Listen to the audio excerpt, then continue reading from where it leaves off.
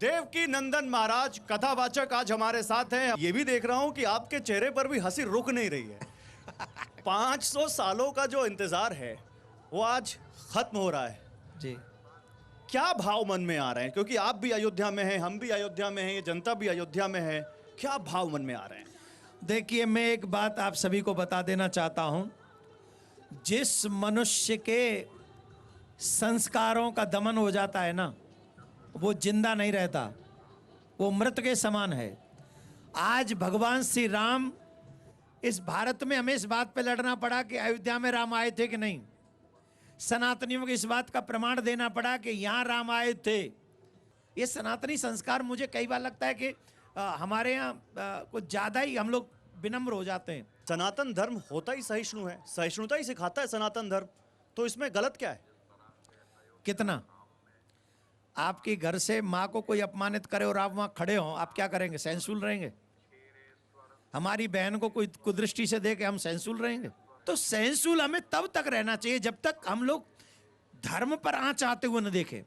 राम देने में भरोसा रखते हैं, तो राम किसी का बिगाड़ने में भरोसा कब से रखने लग गए? नहीं, बिगाड़ कहाँ रहे राम जी?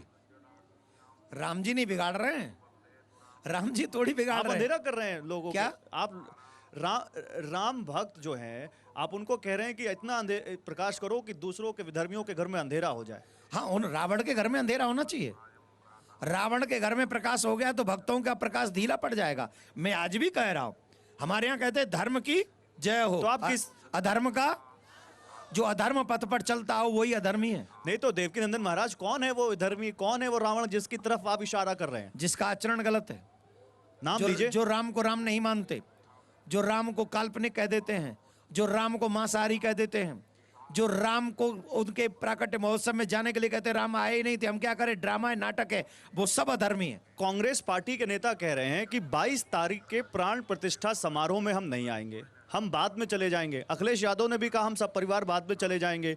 तो उनको सनातन विरोधी और राम विरोधी क्यों ठहराया जा रहा है?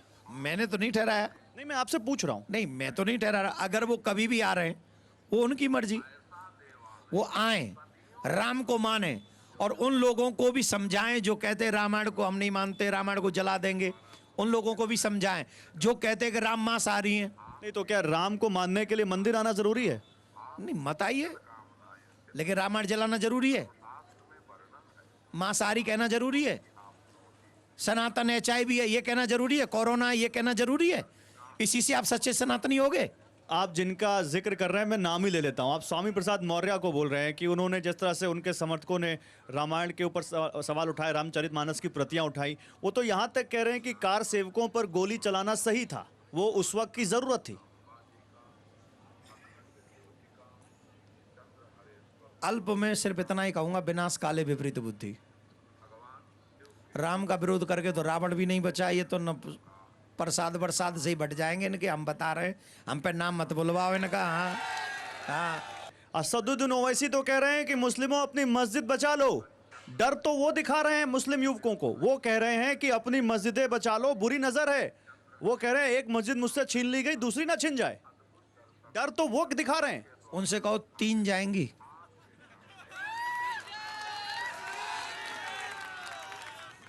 एक नहीं, 3 तो कंफर्म है। 3 कौन? 3 कंफर्म है। कौन सी? पता है आपको भी। इस व्यक्ति को रोको। मैं तो कहता हूं चुनाव आयोग से, जो व्यक्ति हिंदू मुस्लिम करने में बहुत आगे रहता हो, ऐसे लोगों को आजीवन प्रतिबंध लगा देना चाहिए। नहीं, लेकिन ये 3 जो मस्जिदें आप कह रहे हैं, ये सड़क पे तय होगा, अदालत में तय होगा? क्योंकि राम मंदिर अदालत से तय हुआ है। वो दोनों भी वहीं से तय होंगे, हम वो नहीं है, वहीं से तय होंगे और होंगे। नहीं तो अदालत का फैसला तो अदालत पर डिपेंड करता है। आप अभी से इतने कॉन्फिडेंट हैं कि आपके पक्ष में ही फैसला आ जाएगा। मान लीजिए नहीं आया, तब क्या करेंगे आप? मैं आपसे पूछता हूं, अदालत जो निर्णय देती है वो किस पे देती है? सत्य पे, क्या सत्य पे? बताओ। जो निर्णय देगी अदालत, नहीं, अदालत का जो निर्णय होगा वो सत्य पे ही होगा ना। सभी तो अदालत में अपने आप को सत्य ही कहते हैं। अरे महा झूठा आदमी जाते हो ना, सबूत भी तो देने पड़ेंगे अदालत में। हम पैसे ले लो, अभी दे दे। हम तो उनसे आपके चैनल के माध्यम से एक बात कहते हैं, कोर्ट में हारने से बढ़िया हमसे जो कोर्ट में मांगो ना प्रमाण, वो हमसे अब ले लो, तो वहां नाक कटवाने से बच जाओगे। ये सब जो है सब समझ रहे हैं, अंदर से उनको भी पता है क्या? कि हम लोग मठा को दूध कह रहे हैं। मठा जानते हो आप? मठा बहुत अच्छे से। पिया है? मठा मतलब छाछ। छाछ, जी, बहुत पिया है। पिया है ना। तो वो मठा को दूध कह रहे हैं, मालूम है कि मठा है, दूध नहीं है। अब उनको पोल खुलने का रंग तो एक ही है ना, बराबर का सा। तो वो रंग के ऊपर टिके हुए हैं। जब उनका जांच होगी, सबके सामने आएगी, तो मठा मठा रह जाएगा, दूध दूध हो जाएगा। वहां काशी में बाबा निकल आएगा और मथुरा में हमारा लाला निकल आएगा। देवकी नंदन जी, मैंने आपके बहुत इंटरव्यू लिए हैं, लेकिन आज अयोध्या की धरती पर ऐसा लगता है एक अलग तरह का उमंग, अलग तरह की उमंग और अलग तरह का उत्साह है, और चेहरे पर वो जो मुस्कान है 3 इंच की, मतलब ये कहां से आ रहा है? ये मेरा राम दे रहा है, क्योंकि मेरा राम आ रहा है, मेरा भगवान आ रहा है। आप सब मिलके हमें भी मौका दे दो। अरे आप ही का आपने मंच है। तिवारी जी को मौका दे दिया, जी, हमको जी, नहीं दे रहे हो। बिल्कुल, मैं तो कहने हैं? वाला था आपसे। हाँ, एक मेरी झोंपड़ी के भाग आज खुल जाएंगे, राम आएंगे। मेरी झोंपड़ी के भाग आज, मेरी झोंपड़ी के भाग आज खुल जाएंगे, राम आएंगे। मेरी झोंपड़ी के भाग आज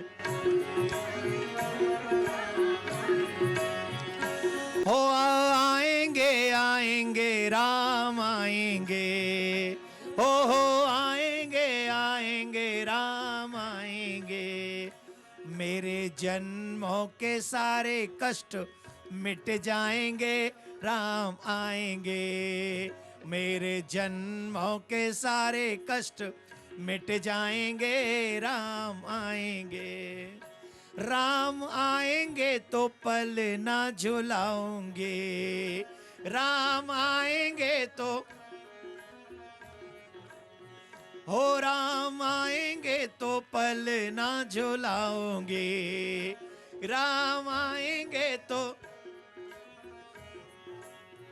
ओ मेरे जन्मों के सारे पाप कट जाएंगे, राम आएंगे। मेरे जन्मों के सारे पाप कट जाएंगे, राम आएंगे, आएंगे, राम आएंगे। राम आएंगे, आएंगे, राम। मेरी झोंपड़ी के भाग आज खुल जाएंगे, राम आएंगे। मेरी झोंपड़ी के भाग आज खुल जाएंगे। क्या बात है, बहुत। देखिए, जय श्री राम। अरे जोर से बोलो जरा, विराज जाओ। आपने कहा संतों का सम्मान करो, धर्माचार्य का सम्मान करो, और लोग कर भी रहे हैं।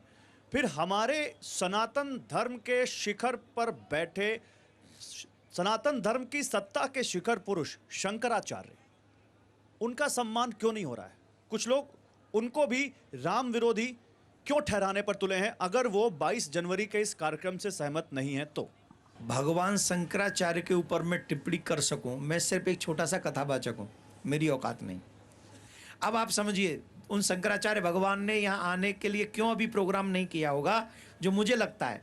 जैसे एक माँ होती ना, अपने बच्चे को बहलाती है, फुसलाती है, प्यार करती है, लेकिन गलत काम करने पर डांटती भी है।